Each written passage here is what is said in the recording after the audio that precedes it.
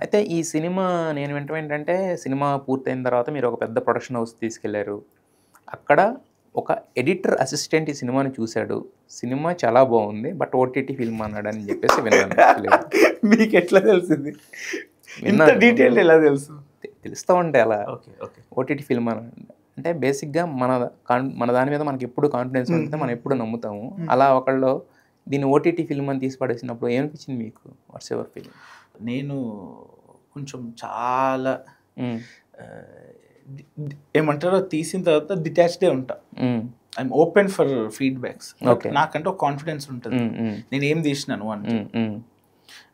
So when they said it's an OTT film, Aditya felt bad. అరే అంత బాగుంది అన్నారు, అదొక్కటి ఉండింది. బట్ మరి తను వరి అవ్వకు, ఇది బేటా మనం థియేటర్కే వేస్తున్నాం బేటా అన్నాడు. So your producer has lot of confidence. నాకు ఇది ఓటీటీ ఫిలిం అయినా ఏదైనా నాకు బోనస్సే. థియేటర్ రావడమే బోనస్, నాకు సినిమా రావటమే నాకు బిగ్గెస్ట్ థింగ్. నా మీద 2.5 కోట్లు ఖర్చు పెట్టారంటే నేను భయపడిపోయేవాడిని. సార్ మనం ₹1 కోటి అంటే ఎంత సార్?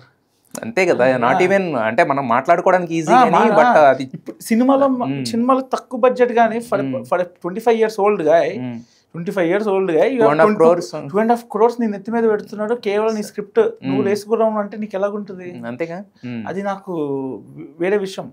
అయిపోయింది, I'm happy. ETV spending 2.5 they valuable money on me and they are all happy after the output, after all that thing. నేను కొంచెం ఏమంటారు నాకు నచ్చినట్టే చేశాను, వాళ్ళు ఇన్పుట్స్ తీసుకోకుండా చేసి ఏమంటారు కొంచెం చెప్పినా సరే ఇలాగే వర్కౌట్ అవుతుందని చెప్పినా సరే దే ఆర్ హ్యాపీ. స్క్రిప్ట్లో ఉన్నది తీసాడు వీడు, అంతవరకు ఉంది. సో నేను పెద్దగా ఏం డిసప్పాయింట్ కాలేదు. నాకే ఫస్ట్ నుంచి ఓకే ఆయనకు నచ్చలేదు, ఇట్స్ హిస్ పర్సనల్ ఒపీనియన్, అది ఆయన ఒపీనియనే కాదు కదా. బట్ ఇంకోటి ఏంటంటే రిగ్రెట్ అయి ఉంటారు ఆ ప్రొడ్యూసర్, మీరు అన్నట్టు ఆ ఎడిటర్ చూస్తుంటే అది వేరే ఉండేది. ఇప్పుడు రఫ్ కాపీ చూపిస్తాం, వాళ్ళు తప్పు కూడా కాదు, గేజ్ చేయలేరు. కొంతమంది గేజ్ ఇప్పుడు నేను చెప్తున్నా, సినిమా 5th రోజు రిలీజ్ అంటే ప్రాపర్ కాపీ, 4th రోజు మధ్యాహ్నం చూసాను నేను. మీరు హీరో కానీ ప్రొడ్యూసర్ కానీ డిస్ట్రిబ్యూటర్స్ కానీ ఈటీవీ వాళ్ళు కానీ ఎవరు చూడలేదు.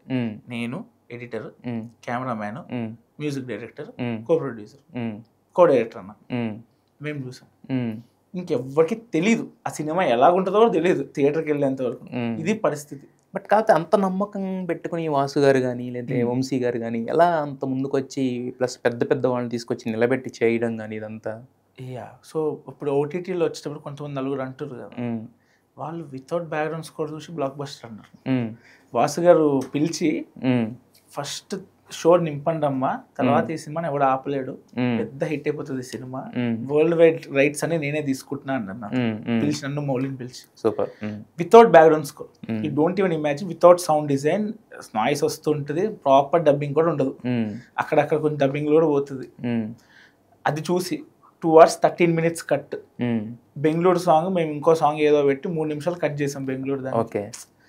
సో ఆయన త్రూ అవుట్ ఫిలిం ఎంజాయ్ చేశారు. He loved first half more then second half Vasu గారు. సో నో లుకింగ్ బ్యాక్, వాళ్ళ నుంచి ఏం నాకు ఇప్పుడు ఇది మార్చు అది మార్చు అది ఏం లేకుండే. వాసు గారు ఆయన అడిగాను అప్పటికి, ఆదిత్య అడిగాడు, అడగమన్నాడు, సార్ మీకేమైనా కన్సర్న్స్ ఉన్నాయంటే వన్ థింగ్ నేను ఎక్స్పెక్ట్ చేశాను ఏమైనా చెప్తాను నోట్ చేసుకుందామని.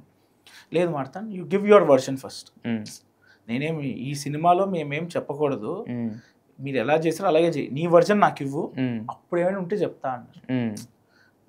సో నా వర్జన్ ఇచ్చిన తర్వాత హీ సెడ్ లేదు ఒక మధ్యలో కొంచెం లాగా అనిపిస్తుంది, కొంచెం లాగుతున్నట్టు అనిపిస్తుంది అన్నారు.